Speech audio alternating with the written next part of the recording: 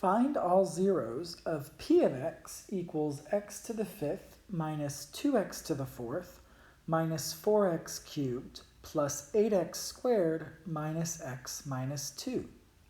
Then use the zeros, the end behavior, and a few extra points to sketch its graph. So to start off, we're going to use the rational zeros theorem. And because the leading coefficient is 1, that means that the rational zeros have to be factors of negative 2. So the only possibilities we have are 1, negative 1, 2, and negative 2. Let's start off with 1, and remember that we can check these by using synthetic division. So the coefficients here are 1, negative 2, negative 4, 8, negative 1, and negative 2. At this point, I'm just going to fill out the synthetic division without talking through it, because at this point we should have lots of practice. So let's see.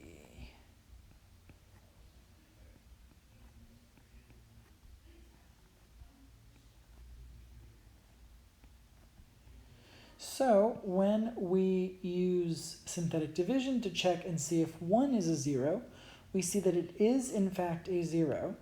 So we can rewrite our polynomial as x minus 1 times x to the fourth minus x to the third minus 5x squared plus 3x plus 2. All right, so now we have to continue using synthetic division to find more zeros. And I actually am going to test 1 again, because it's possible that it is a 0 with multiplicity more than 1. So we have 1, negative 5, 3, and 2. And we perform synthetic division. Let's see.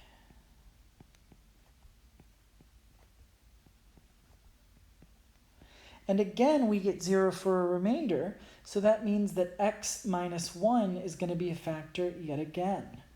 1 is a 0 of multiplicity 2, which sounds like a weird sentence, but that's where we're at.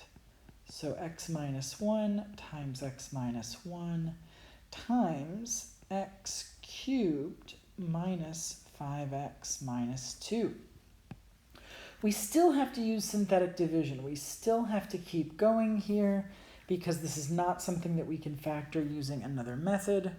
We could do 1 again. I'm going to spoil things for you. 1 is not going to work a third time. It is just multiplicity 2. But the one that does work is negative 2. I am just going to jump to the zeros that I know from experience end up being the right ones, because it takes up a lot of time and space to do the wrong ones. When you do these problems, you will probably end up picking some that are wrong, and it'll take you a while to get through them. But for the purposes of making these videos shorter, I'm just going to go for the right ones. So let's see. Here we do end up again with 0. So as a remainder, so we know now that negative 2 is a factor. So we've got p of x equals, I'm going to write x minus 1 squared instead of x minus 1 times x minus 1, just to save some space. And then we've got times x plus 2, and then times x squared minus 2x minus 1. Now, this trinomial is not easily factorable. We cannot find two integers that have a product of negative 1 and a sum of negative 2. So to figure out what the zeros are from here, we can use the quadratic formula. So we've got x equals, the opposite of b is going to be positive 2, plus or minus the square root of b squared, which is 4, minus 4 times a times c all over 2a. All right, underneath the radical, this is going to turn into a plus because of this negative here. 4 times 1 is 4, and 4 plus 4 is 8. So this is going to be 2 plus or minus root 8 over 2. Now we can simplify root 8. We can split it up into root 4 and root 2. Now when we do that, the square root of 4 is equal to 2. So this becomes 2 plus or minus 2 root 2 all over 2. And when we divide both of these by 2, that gives us 1 plus or minus root 2 as our last zeros. So the zeros for this polynomial are 1, and that's a 0 with multiplicity 2.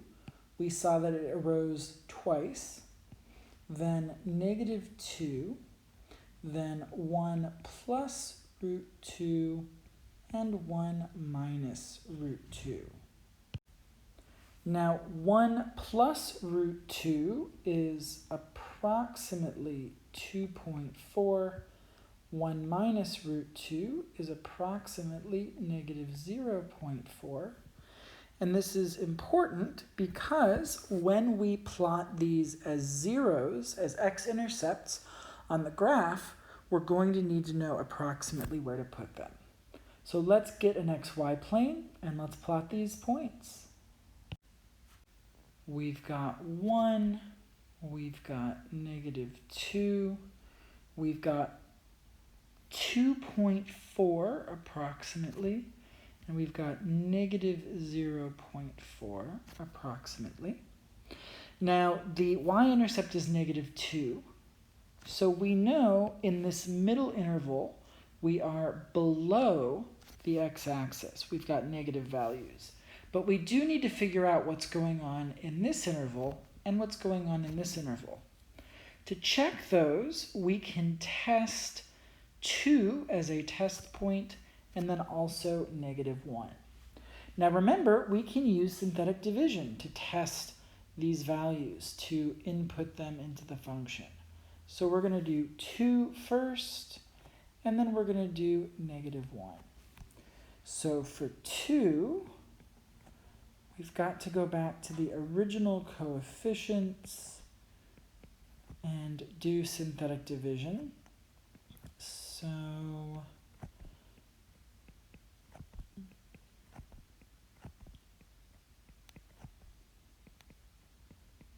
when we plug in 2 for our function, we end up with negative 4. So that should be right here. And then we'll look at negative 1 next.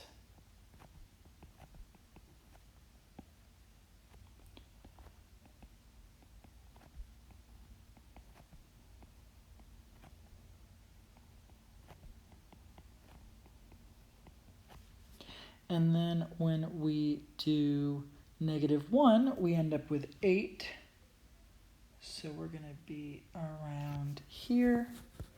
And so what this tells us is that we're going to be above, and then we're going to be below, and then we're going to be below again. And the end behavior, because the leading term is x to the 5th, is going to mirror x to the 5th, so up to the right and down to the left.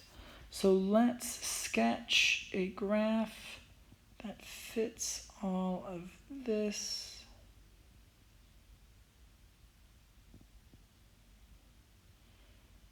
Gonna look something.